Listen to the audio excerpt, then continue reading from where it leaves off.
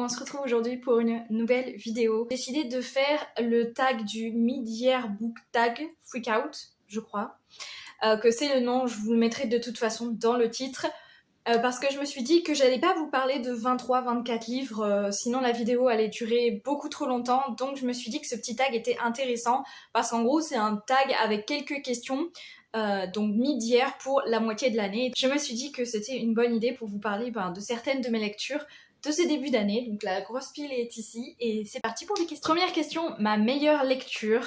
C'était difficile parce qu'il y en a 3 livres qui ressortent du lot, mais dans tous les cas, je vais vous en parler dans les autres questions. Donc vraiment, le livre qui sort du lot pour moi, qui a été mon ultime coup de cœur de ce début d'année 2024, il s'agit de Une nuit infinie de Elliot Schrefer, je ne sais pas trop comment ça se prononce, publié chez les éditions Rivka dans cette magnifique édition collector que je vais vous présenter maintenant. Voilà, il est vraiment magnifique, mais attendez, le mieux c'est quand on enlève la jaquette. Voilà, ça brille de mille feux et c'est magnifique, et le dessin est vraiment incroyable. On est sur une science-fiction, je dirais young adulte et en même temps adulte parce qu'on peut vraiment le lire à tout âge. C'est pas forcément young adulte, mais les personnages ont tous les deux 17 ans. Il n'y a pas de scène explicite, c'est pour ça qu'on pourrait le classer en young adulte, mais pour moi ça se lit vraiment à tout âge parce qu'on parle de plein de sujets hyper importants, de plein de sujets de société et même... C'est très profond les sentiments qui sont abordés dans ce livre. C'est pour ça que pour moi, même quand on est adulte, on va pas tomber sur un truc jeunesse ou quoi que ce soit, pas du tout. C'est vraiment... moi, j'ai vu que des avis positifs et le mien est encore plus positif parce que j'ai vraiment adoré cette lecture. C'était un coup de cœur incroyable. La romance dans ce livre était présente, mais en même temps, j'ai trouvé que l'intrigue était quand même plus au centre de l'histoire, même si la romance est présente, et que c'est une vraiment très belle histoire et tellement touchante et tellement réaliste, et enfin bref, je sais pas quoi vous dire à part que je suis amoureuse de ce livre. L'intrigue, mais est-ce que je m'attendais à ça? Pas du tout, mais j'étais à fond, mais le rythme est incroyable de ce livre, et c'est dû aussi à l'intrigue très spéciale. Mais vraiment, on ne s'ennuie, mais pas du tout dans ce livre. Même si vous aimez pas la science-fiction, vraiment, il est hyper abordable. Il n'y a pas du tout de termes un peu spéciaux ou quoi que ce soit.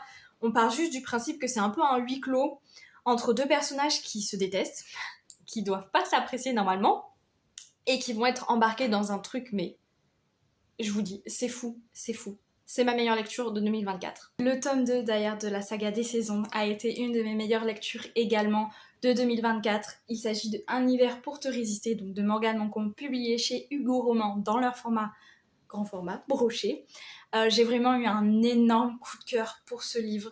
J'ai été hyper bouleversée par les thèmes qui sont abordés dedans, que j'ai trouvé très bien traités.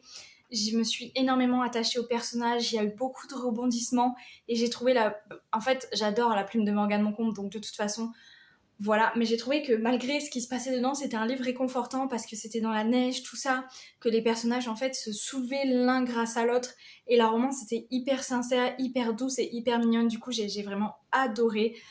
J'ai bien aimé aussi retrouver le milieu du patronage artistique que j'adore, bien qu'il y avait quelques incohérences, moi qui connais assez bien ce milieu, voilà, mais l'autrice l'a précisé au début du livre, donc j'ai pu passer outre et quand même énormément apprécier ma lecture. J'ai le tome 3, toujours dans ma pile à lire, que j'ai pas encore lu, mais j'espère le lire avant la sortie du tome 4, le 19 juin.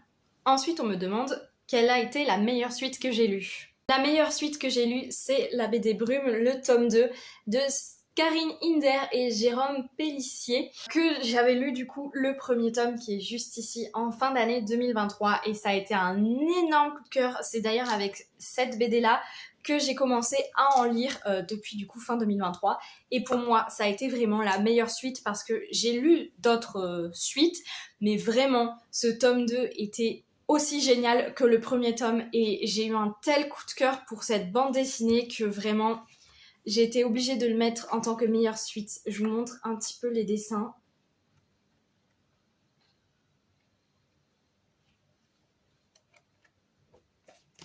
J'adore cette bande dessinée parce que je trouve qu'on retrouve un petit peu les vibes de Disney. C'est comme en fait lire un Disney. L'humour est présent, les personnages sont hyper attachants. Il se passe quand même vraiment des choses à chaque tome où on s'y attend quand même pas. Et il y a aussi un fil conducteur, une intrigue, un suspense sur l'identité de Brume en fait qui a été adoptée. Et on ne sait pas du tout d'où elle vient, on ne sait pas comment son père l'a trouvée. Mais ce qu'on commence à comprendre, c'est qu'elle a des pouvoirs insoupçonnés. Et c'est hyper intéressant, vraiment, j'ai adoré. Et en plus, on est vraiment dans l'ambiance des contes de Bretagne, parce que le village à l'intérieur a été adapté de Rochefort-en-Terre, donc un village en Bretagne. On a un peu le folklore et tout de la forêt de Brocéliande, enfin vraiment, c'est génial. Je vous conseille à 1000% cette BD qui, pour moi, encore une fois, est pour tout âge. C'est hyper mignon et hyper marrant. La troisième question, c'est quelle nouvelle parution de cette première moitié d'année j'ai envie de lire. Il s'agit de Ice Prince de Aimé Bianca, publié chez les éditions Addictive. Là, on est sur une romance universitaire qui se passe dans le milieu du hockey, mais on va surtout suivre Zoé, moi les prénoms c'est toujours pas ça, on va suivre Zoé, qui a perdu son meilleur ami il y a 4 ans et ça l'a vraiment dévastée, elle s'en remet pas et en fait elle va trouver une liste, du coup une bucket list qu'on voit juste ici, qui sont en fait les choses que son meilleur ami aurait voulu faire avant de mourir. Je n'en sais pas plus à part qu'elle va s'associer avec le frère de son meilleur ami pour faire cette liste et forcément ils vont se rapprocher. Et pour l'instant j'ai vu que des avis positifs, je n'ai pas vu un seul avis négatif. Et il paraît que c'est vraiment une lecture hyper bouleversante qui m'a en plus énormément donné envie. Je ne sais pas si vous verrez le titre du chapitre parce que c'est à l'envers, mais le titre du chapitre 1, c'est Smallville. Un des personnages principaux surnomme l'autre personnage principal Smallville, en rapport avec la série Smallville qui est ma série préférée de tous les temps. Donc ça m'a encore plus donné envie de savoir pourquoi l'autrice a décidé de mettre cette référence dans ce livre. La quatrième question est quelle prochaine parution j'attends avec impatience. Je vous mets la couverture juste ici. C'est sans doute, même sûr, Un été pour te retrouver de Morgane Moncomble, le quatrième tome de la saga Seasons, que j'attends avec grande impatience parce que ce sera le dernier tome et surtout parce que c'est Morgane Moncomble. Et j'ai envie de dire aussi que j'attends je vous mets la couverture ici aussi. J'attends le tome 2 de True Colors qui sort en septembre 2024. Donc j'ai très hâte. En fait, toutes les parutions de Morgane Moncomble, c'est forcément les parutions que j'attends le plus. Sinon, pour l'instant, j'ai pas forcément vu d'autres parutions dans les mois à venir qui m'intéressent énormément, à part vraiment celui-ci que j'irai chercher le jour. La cinquième question est quelle est ma plus grosse déception? Il y en a eu 3, mais vraiment la plus grosse déception que j'ai eue, c'est My Favorite Half Nightstand de Christina Lauren, publié toujours chez Hugo New Romance dans leur grand format.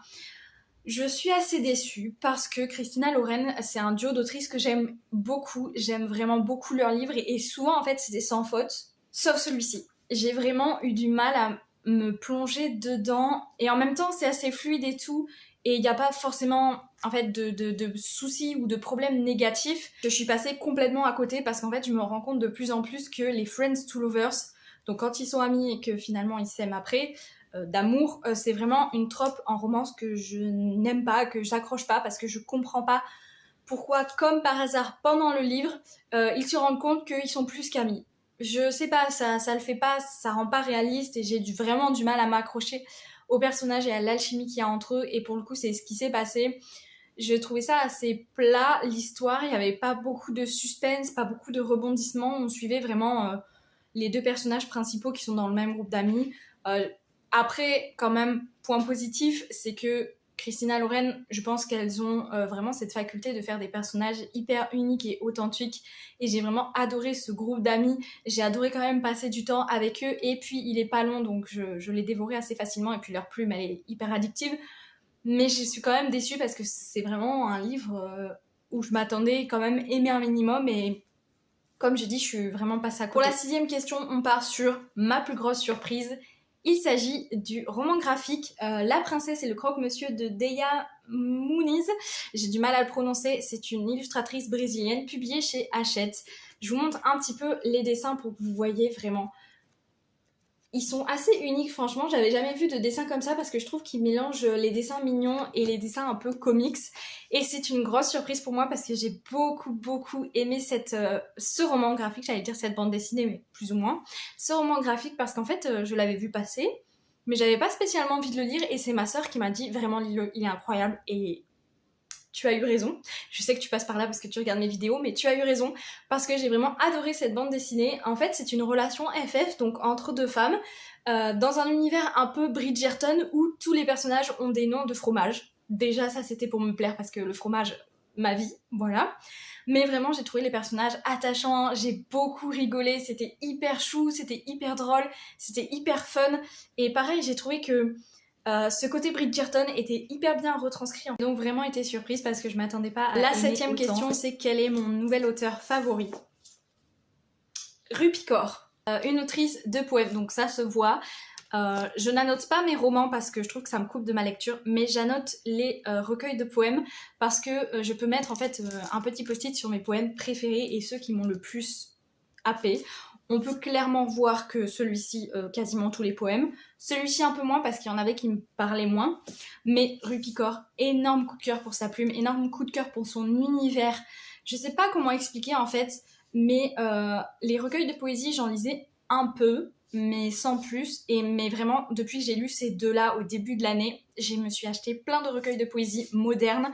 Mais je pense que les siens sont quand même les plus indétrônables parce que ça parle d'amour, ça parle de femmes, ça parle d'anxiété, ça parle de sentiments, ça parle d'écologie, ça parle d'immigration, ça parle de plein de sujets, mais avec tellement de pureté et tellement d'impact.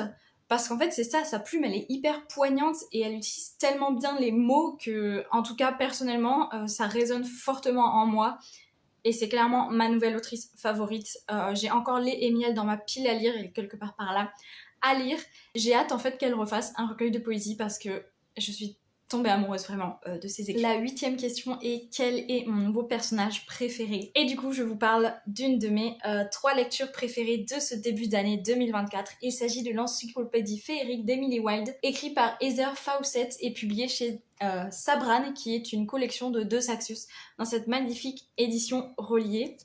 Mais c'est surtout l'intérieur et sous la jaquette. J'ai vraiment adoré cette lecture, ça a été un gros coup de cœur, j'y pense encore par moments. Là, on est sur une cosy fantasy qui est assez immersive et qui est polaire surtout. On a une très légère romance, mais qui est en 3e, 4e plan. Tout de même, j'ai quand même senti les petits rapprochements et je les ai savourés parce que c'est un slow burn, très slow burn. C'est un tome 1, mais on peut le lire, je pense, assez indépendamment dans le sens où on a une vraie fin en fait dans ce tome 1.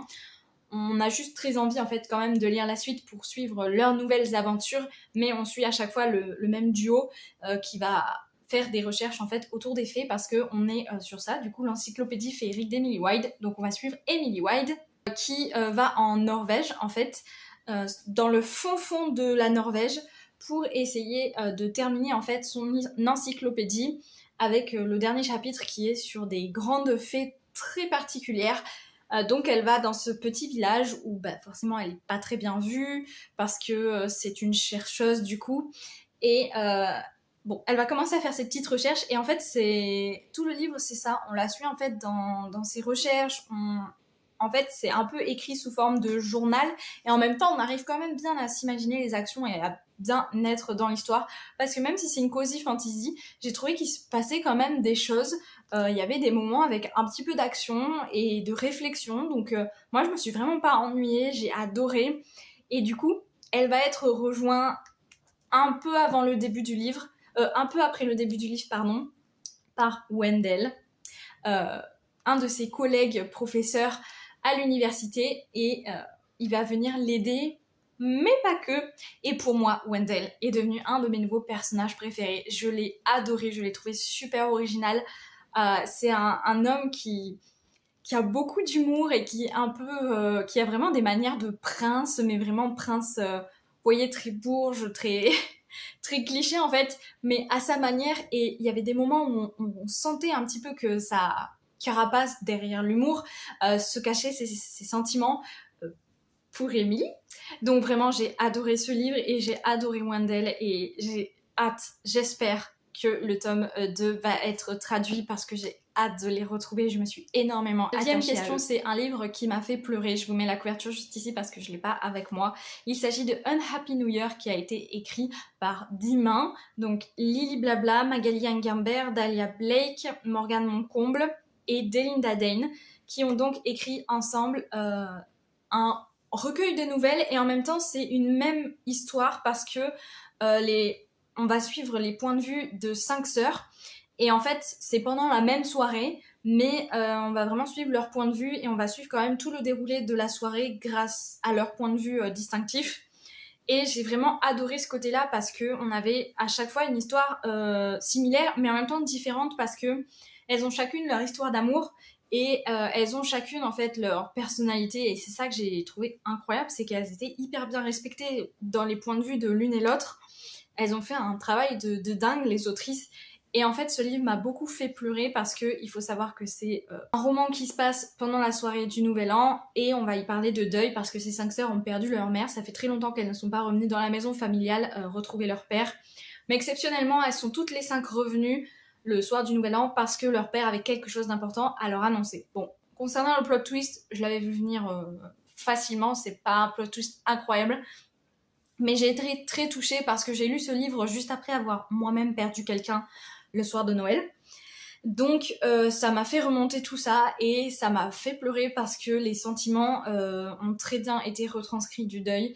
J'ai été bouleversée, surtout l'épilogue, c'est là où j'ai lâché ma larme. Il faut savoir que je pleure pas souvent en lisant et là vraiment elles ont réussi à me bouleverser parce que comme je dis elles ont vraiment chacune leur personnalité, on s'attache hyper facilement à elles et en fait de ressentir toute leur souffrance, c'était vraiment bouleversant comme livre et je vous le conseille à 1000% parce qu'il se lit hyper facilement et franchement foncez, ce livre est à lire. La 10e question, c'est un livre cette fois qui m'a rendue heureuse en le lisant et il s'agit du Cercle du Dragonté, illustré et écrit par Cathy, mais maintenant c'est Kay O'Neill parce que j'ai l'ancienne version de la bande dessinée. Donc c'est une auteurice non binaire et j'ai eu un gros coup de cœur pour son univers. J'adore ses dessins et lire cette bande dessinée, ça m'a vraiment rendue heureuse parce que on suit en fait une apprentie forgeronne qui en gros découvre un jour qu'il y a une petite maison dans son village qui est en fait une boutique de thé, mais pas n'importe quel thé, c'est un thé qui est créé par des petits dragons trop choux comme celui-ci, où en fait ils produisent un thé très spécial à partir de leurs branches en fait qui poussent sur leur tête et à chaque fois ils ont un petit peu des bienfaits différents et ce thé a une particularité que je vous laisserai découvrir, mais du coup on va la suivre et qui va rencontrer plein de personnages, tout ça. C'était hyper mignon et je me suis vraiment sentie bien en le lisant. Surtout ce que j'ai adoré c'est que chaque chapitre c'est une saison différente et j'ai beaucoup aimé parce que l'autrice a vraiment bien retranscrit l'ambiance de chaque saison. Pour Halloween, on avait des petites citrouilles, une petite ambiance mystique. Noël, on avait un chalet avec de la neige. Enfin, vraiment, j'ai trop aimé cette ambiance-là et ça m'a vraiment rendu bien de le lire. Donc, je vous le conseille vraiment. C'était hyper choupi et ça fait passer du bon temps. La 11e question, c'est quel est le plus beau livre que j'ai acheté en ce début d'année?